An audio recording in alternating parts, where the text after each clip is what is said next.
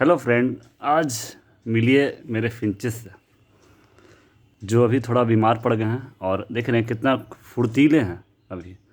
कल इन्हें दवाई पड़ा था ये मैरी क्वीन 2 ड्रॉप, तो थोड़ा आज मैंने सोचा कि 1 ड्रॉप और दे देता हूँ। इसका फ़िलहाल के लिए भी एक छोटा सा घर हुआ, एक तरह का हॉस्पिटल छोटा सा। जब तक ये अभी अपने फ्रेंड से दूर रहेंगे ना, तो अगर मैं इन्हें साथ कर देता हूँ तो उन्हें भी बीमार कर देगा ये।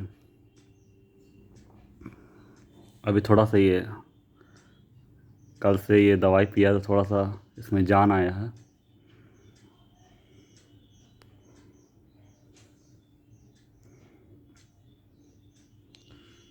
इसे मैं थोड़ा खेलता भी हूँ अभी और थोड़ा मैं प्यार भी करता हूँ। देखिए,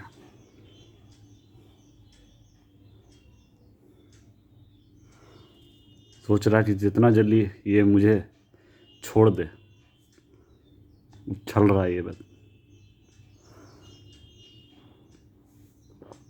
अब मैं इसे इसके घर में छोड़ देता हूँ फ़िलहाल के लिए कि आराम से वो अपना रेस्ट करे। ठीक है बाबू, छोड़ रहे हैं तुमको, जाओ अपना घर में आराम करो। सबको हाय बोलो, हाय, से हाय।